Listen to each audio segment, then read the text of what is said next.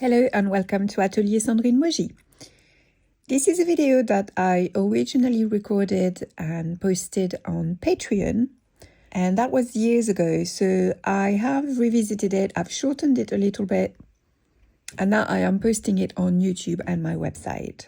It is about drawing and painting long leaves with parallel veining, like daffodils, bluebells, irises, lilies, or tulips, and how to draw them when they twist and turn and basically give you trouble. Okay, so I have daffodil leaves here, but everything I am going to show in this tutorial also is true of snowdrop leaves, hyacinth, tulips, irises, especially the irises that we get in the spring, the smaller ones. But basically anything that has long leaves like this with parallel veining. So let's start with this. What is parallel veining? If you have a leaf, let's just do a leaf without any twists or any turn. Parallel veining isn't actually parallel, although it's called parallel veining. It's almost parallel, but not quite. Let's say you have a vein going down the middle. The parallel veining means that all the other veins are just gonna go down from the tip to the base. So if you look at the vein pattern around the middle here, you could think that they are parallel, but they are not, because as you know, parallel lines never touch. They stay with a gap all in between.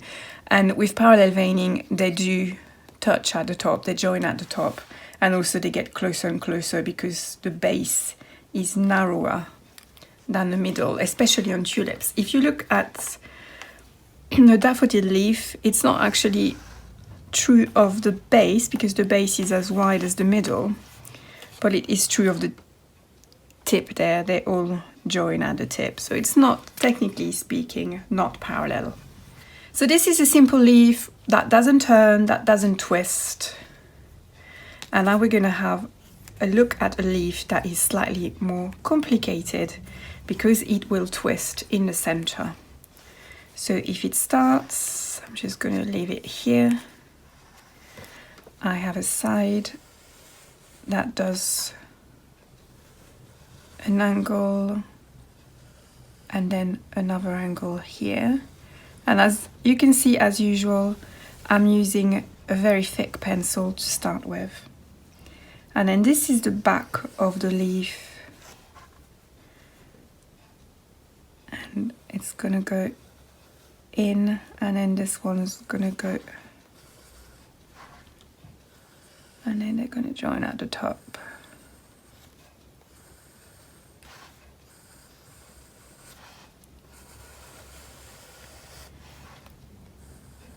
And it's a very twisted leaf. As you have the back of the leaf here, the underneath, the top side here, but then it turns again. It turns not completely, it just turns to face the other way, but this is still the front of the leaf. So once I've got my main lines, I can erase the unwanted ones. And then go with a sharper pencil to refine my line and find the line that I actually want.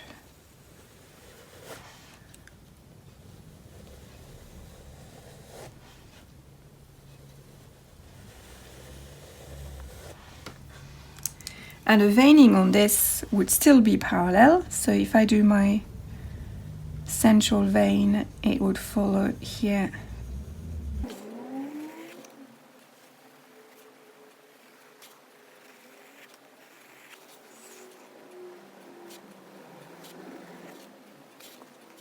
And I have my parallel veining with the twisty leaf.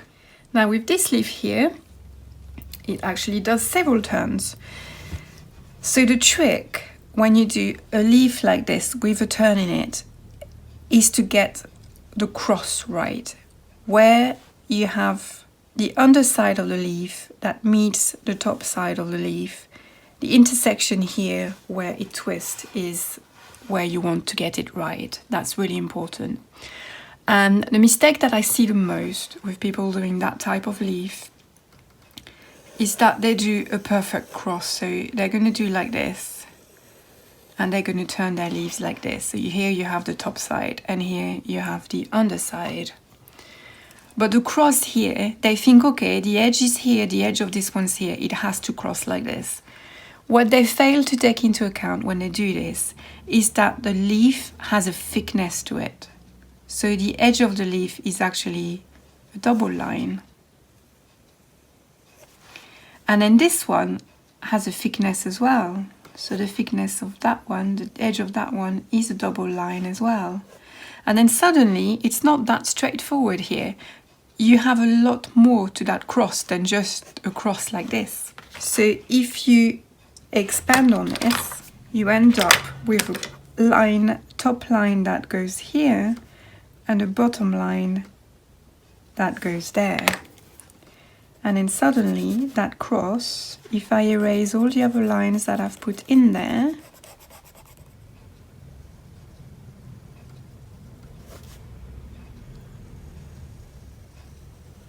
that cross is no longer a cross. It's an intersection with a thickness, and you can see how much better that looks compared to what we had before. So I'm just going to do the other one here just to show you the difference. So I had a line going here and a line going there.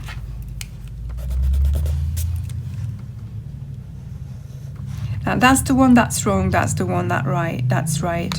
And you can see straight away how much better this one looks. This one just looks wrong with that skinny little cross here compared to that.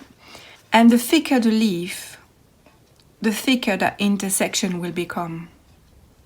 This would be true if the leaf was just like tissue paper with no thickness at all. Like if it was a 2D leaf instead of a 3D one with no edge to it and no thickness. So the thicker the leaf, the thicker that intersection is going to be. So on a really thick leaf, for example, you would have this going like this.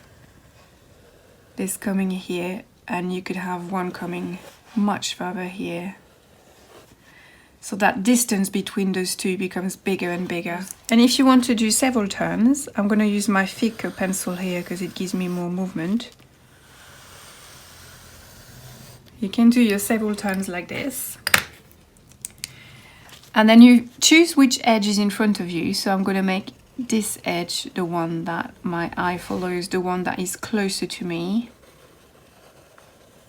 And the other edge is the one that disappears behind. So here I'm going to add the thickness, so I'm going to go to that side and that side.